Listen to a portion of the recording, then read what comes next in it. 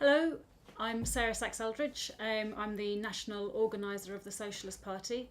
We're here today to discuss the Russian Revolution on the centenary of the October 1917 events, an event that is controversial and how it is portrayed and seen, to say the least. I'm here with Peter Taaffe. Peter is the General Secretary of the Socialist Party.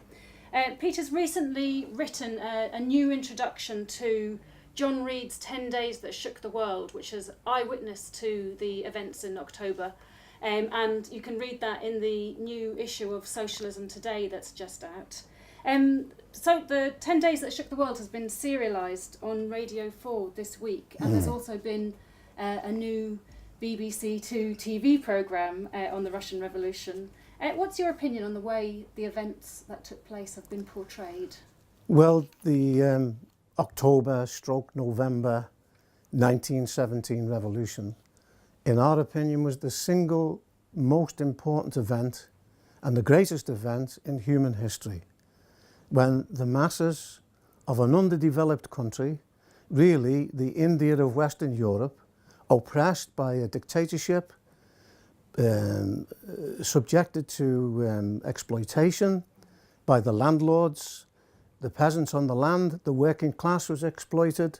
They rose and overthrew Tsarism, a 1,000-year-old regime, and established a new workers and peasants government with democracy. And the 10 days that shook the world that John Reed spoke about was really the Russian Revolution and the effect that that had on the whole of the world. It detonated revolutions in Europe, a revolutionary situation in the neo-colonial world in China, and also, of course, in the US with an enormous radicalization. And the way that this has been dealt with on BBC, TV and radio this week, actually it's chalk and cheese.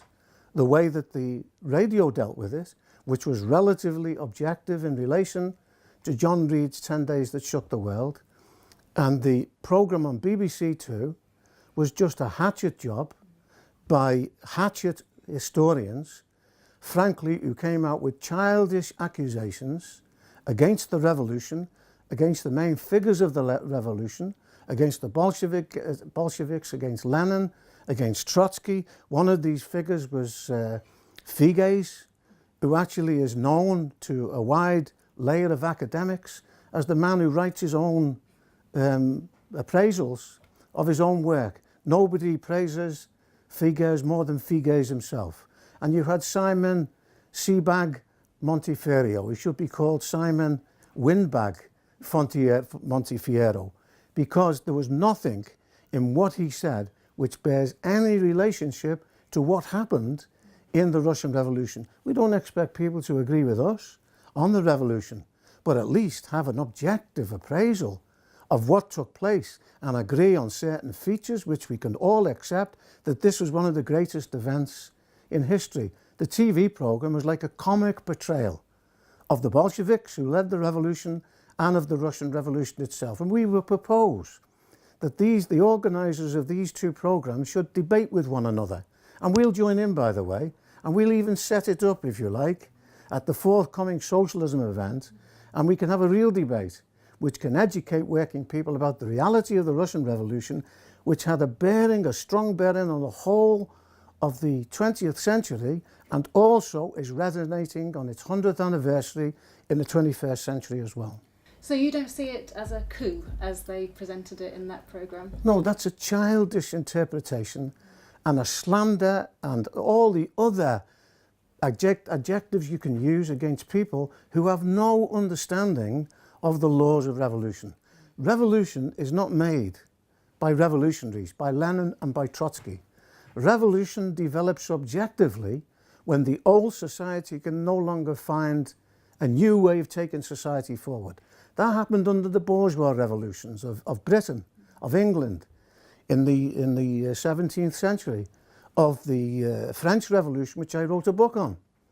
It was a bourgeois revolution, but it arose because of the contradictions, if you like, and because of the remnants of feudalism in an increasingly capitalist society. So also, all the elements of the new society, as Marx pointed out, had developed under capitalism, where you had, on the one side, social production by the working class organised in big industry, developing a social product, but it was appropriated, the wealth was appropriated through that labour by individuals, and that contradiction produced crises, it produced the upheavals of the Russian Revolution, where the revolutionaries came in, like Lenin, Trotsky and the Bolsheviks, was to understand the laws of revolution, base themselves upon that, particularly on the working class, arm them with the programme which is derived from the experience of the working class, and gave back to them, in the course of the revolution over 9 months, gave back to them the slogans that could push the revolution forward at each stage. And actually, if you read John Reed's 10 Days That Shook the World, it's incontrovertible that the Bolsheviks got a majority in the workers' and peasants' councils and the soldiers' councils, and only took power when they had the majority. There was a premature uprising in July. It was before the working class had drawn all the necessary conclusions, and for that reason, Lenin and Trotsky opposed the uprising then in July, because they wanted the soldiers at the front to get experience of the war and to see the only way out was to create their own government and their own power. And that took place particularly after the attempted coup of Kornilov in August 1917, which pushed the majority of the working class, of the peasants and of the soldiers to support the idea of a new power based upon a Congress of the Soviets. It's childish to think you can convince people, either then or today, by tricks, by intrigues, by a coup. It's not possible. You have to win the majority in the course of the movement itself.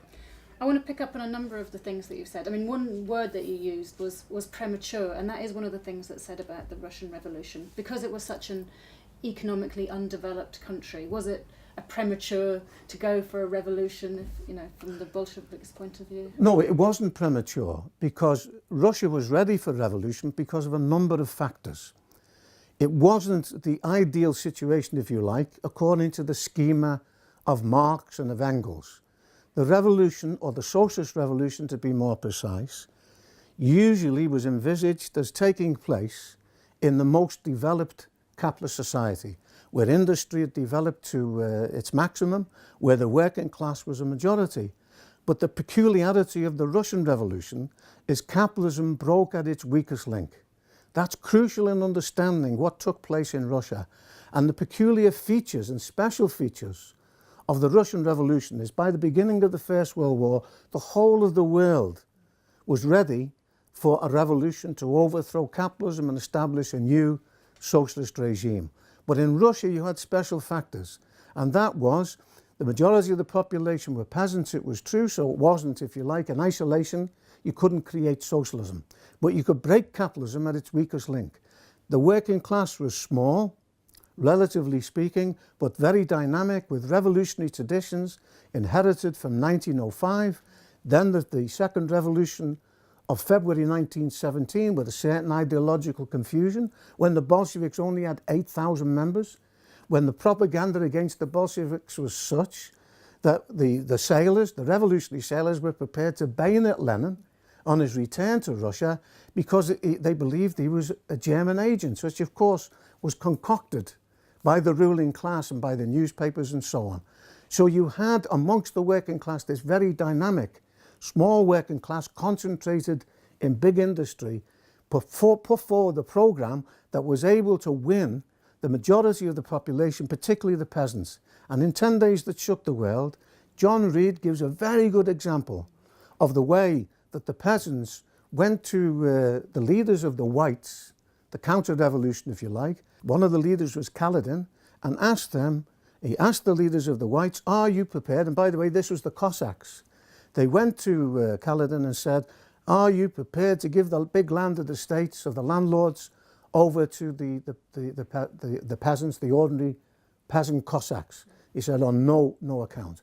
They went to Lenin and Trotsky and the Bolsheviks and said, are you prepared to give the land to the peasants? And the reply of Lenin and Trotsky, would you be prepared to give the land to the peasants? And they said, no, you take the land and we will ratify that in law. And that's what happened. So an unbreakable link developed between the working class in the cities and between the peasant masses in the countryside, crowned by the decision of the Congress of Soviets, and that unleashed the 10 days that shook the world. But Russia was not ready for socialism in the abstract, if you like. It could break at its weakest link. Capitalism could break at its weakest link. But the idea of Lenin, of Trotsky, of the Bolsheviks was to create then a chain of revolutions in Germany, which happened, in Hungary, a revolutionary situation in the rest of Europe, revolutionary echoes of this in the US even, and of course the Chinese Revolution of 1925-27. If that would have succeeded, then really it wouldn't have been 10 days, it would have been like 100 days that shook the world, and a new socialist order could have been created. One of the things that came across in the BBC programme, and you said what you think about it already, which I would agree with, but is the huge attack on Lenin as an individual, almost claiming that he took power in his own personal interest, almost, I would say, even making comparisons with, or making him into a Trump-like figure. What do you think about all of that? Well, it's nonsense because, and it's proved to be nonsense by the facts. There are very few, if any, people in history who were more concerned about personal power than Lenin. In fact, there's many occasions when Lenin and Trotsky said how trivial to want power for the sake of power. They wanted the working class to have power independently through their own organizations, through the Soviets, as I said, through workers' councils, in alliance with the peasants' councils and the soldiers' councils and so on. But in that, to stop the rise of personal power, election of all officials, right of recall of those officials, not like we have in Britain, a parliament elected every 5 years. Theresa May now is enormously unpopular, but what's the mechanism for replacing Theresa May?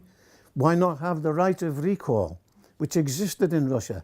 No MP or official in the Soviets should receive more than the average wage of a skilled worker. If you're going to pay for special talents, no more than 4 to 1, not the 350 to 1 that we have in Britain, or even Jeremy Corbyn's proposals of 20 to 1, which is far too much to reward the best talent and the skilled workers. All of those existed, and the right for all parties to participate in the Soviets and fight for a majority. And the idea that Lenin and Trotsky then established a dictatorial regime is bunkum and is belied by the facts for anybody who objectively looks at what happened. The only parties that were legalised was the equivalent of the fascists here. The Black Hundreds, the neo-fascists if you like, they were legalised because why should we allow them to use democracy in order to subvert democracy and to create a dictatorship? The Mensheviks were allowed to participate, the social revolutionaries and so on. And only when they took up arms, like for instance Kerensky did, after he lost the power, took up arms, then were the Bolsheviks forced to fight. All this nonsense about the Red Terror, yes there was, but it was provoked by the White Terror that created immeasurable victims in Russia. And at one stage, with the parts of the country were reduced to cannibalism. It's amazing the way the resilience of the Russian workers and the first worker state in history, the way that they managed to maintain themselves. And I think one of the things that people don't necessarily know by the way Lenin is presented is how much he fought for the party as well. That it was like in no way just about himself, but he was trying to develop a party. I mean, why do you think that is important? Well, this is a very good question, Sarah, because it goes to the heart of the relevance of the Russian Revolution today in relation to the task that socialists have in the modern era. Because it's not the last revolution. We had a revolution in Germany in 1919. We had another version of the revolution, or a revolutionary attempt, in 1923. We had the 25-27 revolution in China. We had the Spanish Revolution, a marvellous event between 1931 and 1937. And there was a difference between the Spanish Revolution and, for instance, the Russian Revolution, and that was the absence of a war in Spain, because the war enormously speeded up the revolution. What was the use of bread if you lost your life in the trenches of the First World War? So the war enormously speeded up the Russian Revolution, but the Spanish Revolution developed over something like 7 years and was opportunities to take power. We have Bernie Sanders in the US today who's talked about revolution. Revolution is now on the agenda. A correct point was made by Jeremy Corbyn in his speech. By the way, we made the point much earlier that the crisis of 2007, 2008, that will be reflected in political developments at a certain stage. And it has been in the phenomenon of Corbynism, in Bernie Sanders in the US, in Mélenchon in France, and so on. And it will be a pattern. And there are going to be revolutionary upheavals. There is already an element of revolution in the colossal change in the consciousness, the political outlook of the working class. In Britain, only 15% of the youth actually in polls now say they support the Tories. What does that indicate? That's a revolution in consciousness. So you're going to have, irrespective of us, mass movements taking place where the working class will reach out for the power. No question of going back to Stalinism. It's not possible. On the basis of an advanced industrial society, all this stuff with the Daily Telegraph and the Mail, a warning about Corbyn recreating the chaos of the neo-colonial world, of what happened in Venezuela and so on. No, we have a very highly developed society today with an advanced working class, an educated working class, and they will not allow a greedy dictator or a dictatorial party to usurp the power and have that personal power for themselves. And that's the music really of the future. But there have been many revolutions in history. The ones I've given, but closer to home, 1968 in France, when 10 million workers occupied the factories. In Portugal, in 1974, 1973, 1974, when the working class, in reaction to a coup of Spinola, very much like the working class reacted in Russia to the Kornilov coup. So you see there, the laws of revolution that are played out, gave an enormous push to the movement, forced the government in Portugal to take over 70% of industry, and the Times newspaper said capitalism is dead in Portugal. Well, it wasn't. It was almost dead. But what you needed was a party, like the Socialist Party, formerly the militant, of a mass proportions to show what was necessary in order to consolidate that power and to spread the movement to the whole of Europe and to the whole of the world for that matter.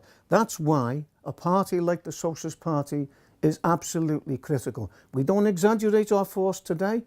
We are the party in the form of the militant that defeated Margaret Thatcher in Liverpool, and defeated her twice, by the way, not just in Liverpool between 1983 and 1987, but also in the epic poll tax battle when 34 of our comrades were jailed for refusing to organise the poll tax. And what was the result of that? A mass movement where 18 million people refused to pay the tax. And that's what brought down Thatcher. That and her position on Europe brought down the Thatcher government at that stage. Now, we've had since then reaction, we've had neoliberalism, we've had a retreat in the consciousness of the working class, but now that's all gone. The crisis of capitalism is having a political effect on the outlook of the working class. Of course, the working class has to relearn, and particularly the youth, many of the lessons from the past, but nevertheless they are learning in this tremendous movement that's taking place. And that's the relevance of the Russian Revolution. Revolutions are not made by revolutionaries, I repeat. They are a product of the contradictions of capitalism. They result, whether we were there or not, in mass movements. The question is, will those mass movements be utilised by winning a majority amongst the working class for the idea of breaking the link once more of capitalism and then appealing to our brothers and sisters in Europe and in the rest of the world to create a new democratic socialist world federation? I think that's absolutely right, and we are definitely encountering a big interest in socialist ideas, in revolution and so on. But I think the BBC and the capitalist establishment will probably think they've got a trump card in attacking those ideas by saying it laid the basis for Stalinism. down the road of revolution comes dictatorship, down the road of revolution comes Stalinism. How would you answer that? Well, of course, I think that is nonsense, because why is it that when Stalin, I mean, this programme on the BBC Two pictured that Lenin and Trotsky and Stalin were the leaders of the Russian Revolution. Nothing could be further from the truth. No serious bourgeois historian would make a claim of that character. Stalin played no major role in the February Revolution, except he played a bad role when he argued for a coalition with the Mensheviks, when Lenin in Zurich and Trotsky in New York both agreed, without consulting one another, said this is the beginning of the Socialist Revolution, not just in Russia, but throughout the world. Stalin was a minor figure. He was a minor figure in the days of October, November 1917, when the real leadership of the insurrection, of the uprising, was Trotsky, of course, with the enormous influence with Lenin and Trotsky as the joint leaders of the Russian Revolution. Why is it that if Stalin was a product of Leninism or a product of Bolshevism, why did Stalin wipe out the Bolshevik Party, which made the revolution? And the very simple explanation is a counter-revolution had taken place, a political counter-revolution on the foundations of the Russian Revolution, because of the isolation of the revolution itself. The idea, I repeat, was to spread the revolution to Europe and the world. That was defeated by the rotten policies of the social democratic leaders. That produced a beleaguered fortress in Russia. Russia itself was not ready for a developed socialism. It was an underdeveloped country, as you pointed out. And therefore, in an underdeveloped country, you need somebody to make sure people stand in line to queue for scarce goods. That man or woman who makes you stand in line makes sure they eat first and eat best. That was the origins of the bureaucracy. They found somebody inside the Bolshevik Party, like Stalin, with the authority of Bolshevism, but with an entirely different empirical approach. And Stalin himself concentrated personal power in his hands because of this isolation of the Russian Revolution, but then that had the momentum of its own. A bureaucracy developed that to begin with made mistakes. It wasn't conscious mistakes, but developed then into a bureaucratic stratum that then had interests separate and apart from the idea of spreading the revolution, with the theory of socialism in one country that nobody in the Bolshevik Party accepted at the outset.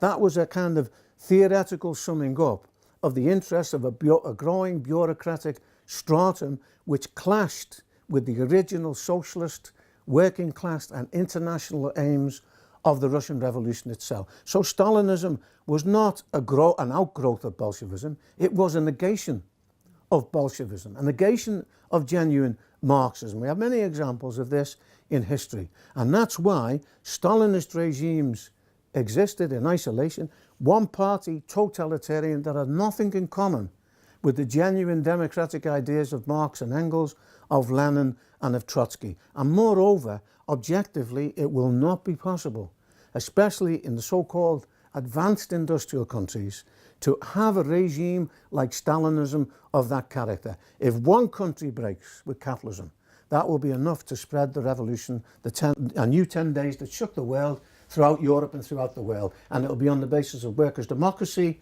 full freedom. The only party that could be legalised, that depends on how strong they are, will be the fascists, neo-fascists and so on. We'd be very much in favour of Theresa May having the right to exist in that situation.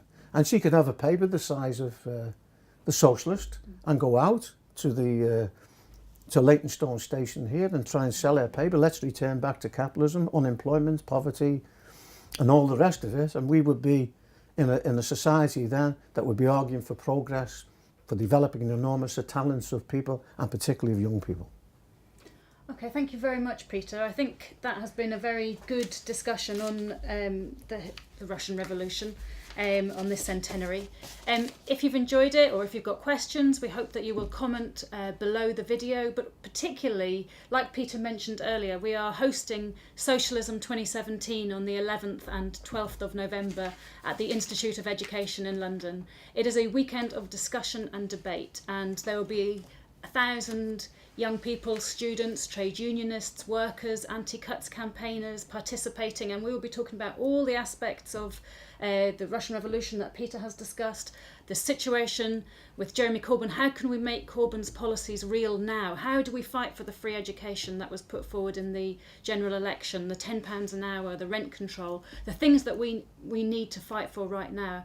And as Peter mentioned, we have also put out an invite. We have sent a specific invite to Simon Sebag Montefiore, to Robert Service, to Orlando Figures, these people who are given a platform on the BBC. By the way, I'm not sure why you weren't on the BBC programme, but we know how they've treated Jeremy Corbyn and socialists through the years. So please come along. You can get tickets at www.socialism2017.net. All the information is there about the meetings, the speakers and everything, and we hope to see you there.